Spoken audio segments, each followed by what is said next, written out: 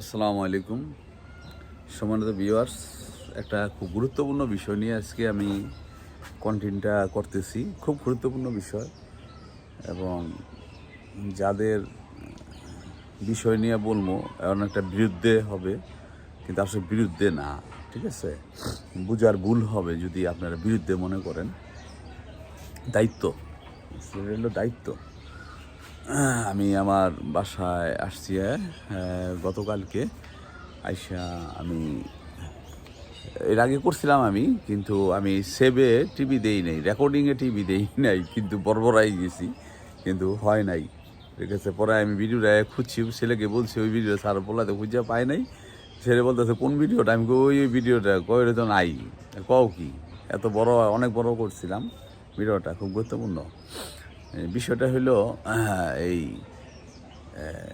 Chittagong antivenom research centre, ঠিক আছে, বিশেষ করে তাদের উদ্দেশ্য নিয়ে বলতেছি।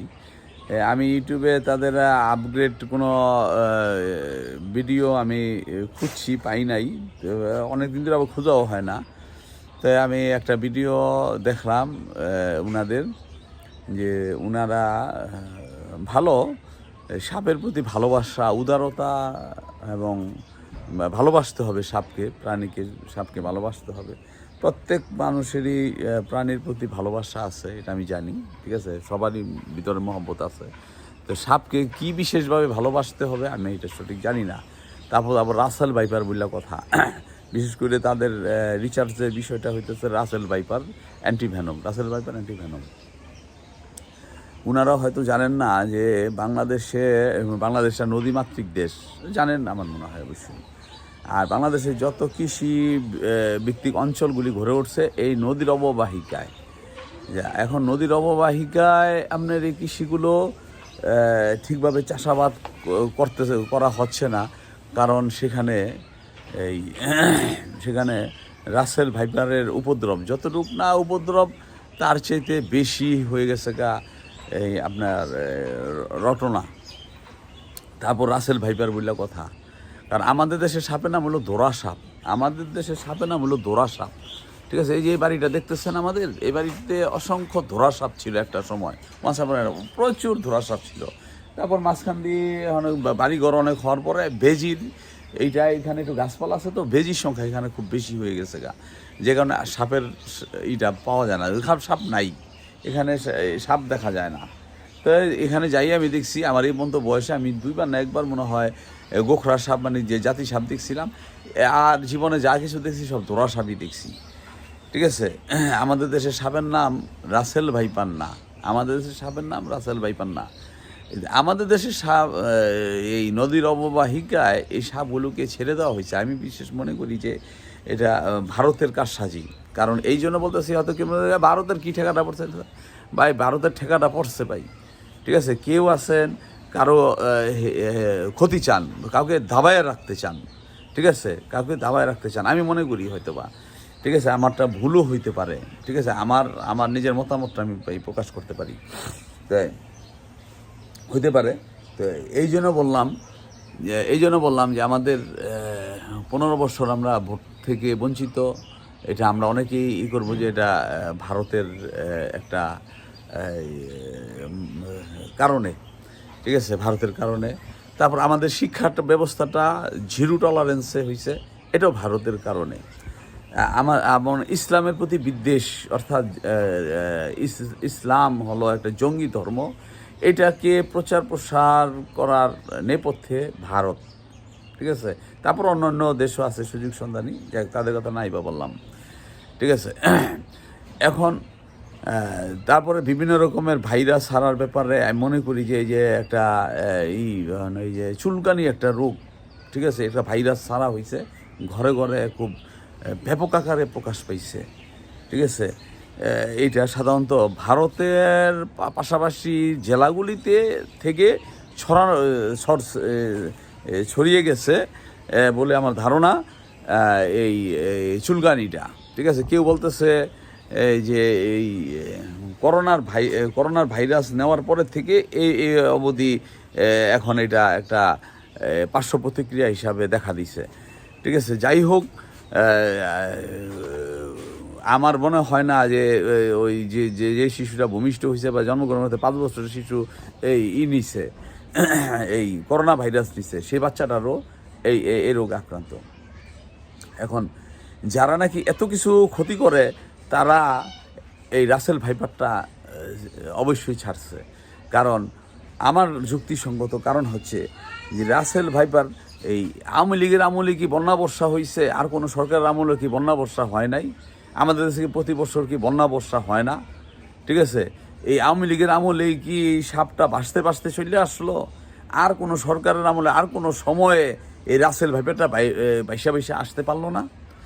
এত ব্যাপক আকারে হইছে, এমন কোনো চরাঞ্চল এমন কোনো জেলাগুলিতে নাই। সেই আপনার বরিশাল পর্যন্ত চলে গেছে গা, সেই ইসের থেকে আপনার রংপুর দিনাজপুর থেকে শুরু করে কুড়িগ্রাম থেকে শুরু করে মানে নদীর অববাহিকায় যেসব রাজশাহী বলেন মেহেরপুর বলেন সমস্ত জেলাগুলিতে নদীর অববাহিকায় এইগুলো চরগুলোতে জায়গাগুলোতে রাসেল ভাইপার কোনো সাপ নাই, শুধু রাসেল ভাইপার।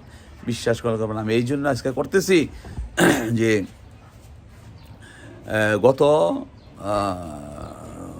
গত এক সপ্তাহের ভিতরে অলরেডি আমার তো এতদিন জঙ্গল আসছিল, জঙ্গল সাফ করতেছে।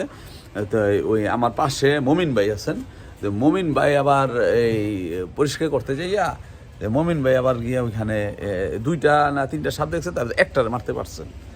ঠিক আছে, একটার মারতে পারছেন, সাহসিকতারই। তাই আমি ওনাকে বললাম, আপনি কি করছেন? আপনি জানেন রাসেল ভাইপার 5 ফুট পর্যন্ত লাভ দিতে পারে। ঠিক আছে, তাই যাই হোক, আপনার সাহসিকতা মারতে পারছেন, এটাই তবে সাবধান হওয়া উচিত। আর আমার সেটে এই রফিক ভাই গামবুট পরা ছিলেন, আর আপনারা জানেন ধান কাটার যে মেশিন আছে ওই মেশিন দিয়ে উনি জঙ্গল পরিষ্কার করতেছিলেন। তাই এর ভিতরে দেখেন রাসেল ভাইপার যাইতেছিল, তা উনি ওই মেশিন দিয়া চাইতে ধরছেন, সাপটা 3টা টুকরা হইছে। তাই এইটা ভারতের একটা কারসাজি আমি মনে করি, যে রাসেল ভাইপার আমাদের দেশের সাপ না, এটাকে ছেড়ে দেওয়া হয়েছে। এটাকে আমাদের শিক্ষা ব্যবস্থাকে ধ্বংস করছে। আমাদের কৃষি ব্যবস্থাটাকে ধ্বংস করলেই আমরা খাদ্যে যখন নাকি স্বয়ংসম্পূর্ণতা হারাবো, তখন তাদের একটা বেনিফিশিয়াল আসবে, কঠিন একটা বেনিফিশিয়াল আসবে। ঠিক আছে, যাই হোক, আমরা যে বিষয়টা আমরা উপলব্ধি করতেছি এটা যে কৃষি। এখন আসেন আমার দেশের কথা বলছিলাম যাদের বিরুদ্ধে হবে, এলো চিটাগাং বা চট্টগ্রাম অ্যান্টি ভেনম রিসার্চ, মানে বিশেষ করে ওনারা রাসেল ভাইপার অ্যান্টি ভেনম তৈরি করতেছেন, রাসেল ভাইপার। তো এই রাসেল ভাইপার তৈরি করতেছেন। আমাদের বাংলায় একটা প্রবাদ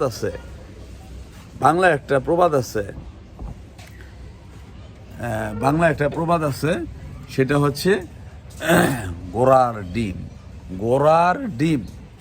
বাংলা একটা প্রবাদ আছে, আপনারা জানেন গোড়ার ডিম কাকে বলা হয় বা কাদেরকে বলা হয়, বা কোনো কাজের বলা হয়, ফলাফলকে বলা হয় গোড়ার ডিম। তো এই চিটাগাং বা চট্টগ্রাম অ্যান্টি ভেনম রিসার্চ, ওনাদের আপগ্রেড কোনো ভিডিও আমি খুঁজতে যাইয়া একটা পাইলাম যে সাপের প্রতি ভালোবাসা দেখাবেন, সাপকে ভালোবাসবেন, দুধ কলা দিয়া পুষবেন, বা এই বুঝাইতে চাইতেছেন অনেক কিছু। ভালোবাসা মহব্বতে যত রকমের গদগদ আছে, আপনি এই সাপের প্রতি আপনি এই গদগদ হয়ে পড়বেন। ঠিক আছে, যায় যদি জীবন যায় চাকুকা, ঠিক আছে, কিন্তু ভালোবাসা ছাড়বেন না, সাপের প্রতি ভালোবাসা ছাড়বেন না। উনাদের কথা মনে হয় এইটাই। তো উনারা মনে হয় যে কাটা বনে যদি একটা এরকম দোকান খুললা যদি এই কথাগুলি বলতেন, তা আমার মনে হয় আরেকটু ভালো হইতো। কারণ সমস্ত পশুপ্রেমীরা কাটা বনের সাথে যুক্ত। ঠিক আছে, কাটা বনের তাদের যাতায়াত আছে, সেখানে এই কথাগুলি বললে আমার মনে হয় তিনি অনেক ভোট পাইতেন, অনেকে উপকৃত হইতেন।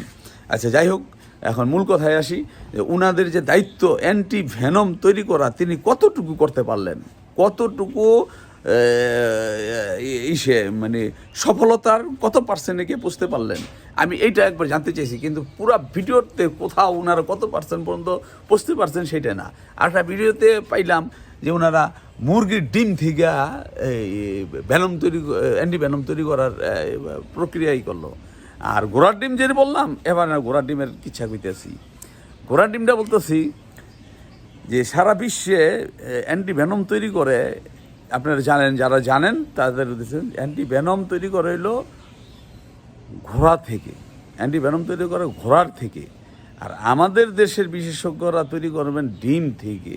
তাহলে ঘোড়ার ডিম, বুঝতে পারছেন তো, ঘোড়ার ডিম, এই অর্থে আমি বলছি ঘোড়ার ডিম। তাই আসলে যেন ঘোড়ার ডিমটা শেষ না হয় আমাদের দেশের এই বিশিষ্ট বিজ্ঞানীরা, ঘোড়ার ডিম যেন না হয়, ঠিক আছে। তা ওনাদের মেধা আছে, আমার মনে হয় মেধাটাকে ভালোবাসা না হই মানে ভালোবাসা ভালোবাসা ভালোবাসা এগুলিতে মাথাটা না খাটায়া আমার মনে হয় অ্যান্টিভেনম তৈরি করার ব্যাপারেই যদি ওনারা যদি পারদর্শী বা সময়টা ব্যয় করেন, তাহলে দেশের টাকাটা, এই সরকারি এই টাকাটা ওনাদের পিছনে যে ব্যয় হচ্ছে, আমি মনে করব যে সঠিকভাবে ব্যয় হচ্ছে, আর আমরাও উপকৃত হব। না হলে এই কৃষি ব্যবস্থাটা ভেঙে যাবে, ঠিক আছে। তাদের ওই যে ভারতের মনের আশাটা পূর্ণ হয়ে যাবে। এরকমটা ভাই করবেন না। আপনারা যত দ্রুত সম্ভব আপনারা অ্যান্টিভেনম তৈরি করেন। অলরেডি আমি এই এই এই সপ্তাহের ভিতরে 2টা সাপ মারা হয়েছে। এই ইসে এটা হলো চর ভাগ্যকুলে, ঠিক আছে। রুহুল ভাই বলছিলেন এই বর্ষায়, গত এই যে বর্ষাটার ভিতরে উনি ওনার সাথে বেশ অনেক আগে দেখা হয়েছিল, বর্ষাটার সময় শুরুর থেকে উনি 3টা মারছিলেন। উনি আমার বাসার চতুর্পাশে আবার কারেন্ট জাল পেতে রাখছিলেন, ওই কারেন্ট জালে বাজ্যা পেচ্চা রয়েছিল, পরে ওইটা মারছেন, ঠিক আছে। মারছেন উনি, ওইটা সতর্কতা হিসাবে দিয়ে রাখছিলেন, হয়েছে। উনার সেই সতর্ক হয়েছেন, এই সতর্কতার কাজে লাগছে। তাই অ্যান্টিভেনম যে তৈরি করেন ভাই, আপনারা প্লিজ অ্যান্টিভেনম তৈরি করেন, ঘোড়ার থেকেও চেষ্টা করেন, আর ডিম থেকে করতেছেন সেটাও চেষ্টা করেন। ফলাফলটা এই জন্য বললাম যে ফলাফলটা ঘোড়ার ডিম যেন না হয়, ঠিক আছে। এই ব্যাপারে আপনার মনে কষ্ট নেবেন না, আমি কষ্টর জন্য বলতেছি না, ঠিক আছে। আপনাদের যে কাজের যে আসলে উদ্দেশ্য, আপনাদের কাজের যে উদ্দেশ্য সেটা হচ্ছে অ্যান্টিভেনম তৈরি করা, দেশের মানুষের উপকার করা। আপনি সেটা করেন। প্রেম ভালোবাসা আছে মানুষের, অনেক আছে। আপনি দেখতে চান, আপনি কাঁটাবনে আইসা দেখেন যে মানুষের পশুর প্রতি কীরকম ভালোবাসা আছে। মানুষে তার খাদ্যে এত টাকা মনে ব্যয় করে না, এত দামি দামি খাবার নিয়ে তারা পশুকে খাওয়াইতেছে। তাই যাই হোক ভাই, আমার এই ভিডিওটা আমি একবার করছিলাম, কিন্তু আমি সেভে টিপ দিতে পারি নাই, যে কারণ রেকর্ডিংয়ে টিপ দিতে পারি নাই, রেকর্ডিং হয় নাই। আজকে সতর্কতার সহিত করছি। যাই হোক, ভালো থাকবেন, সুস্থ থাকবেন, ভালো সবাই। আসসালামু আলাইকুম। সবাই একটু সবাই একটু এই ব্যাপারে একটু কমেন্টস করেন। যদি আমার কথাগুলি আপনাদের সমর্থন হয় বা যেইভাবে বললে ভালো হইতো, আপনারা ওইভাবে একটুখানি আপনাদের মতন করে আবার একটু কমেন্টস করে দিয়েন, ঠিক আছে। ভালো থাকবেন। আসসালামু আলাইকুম।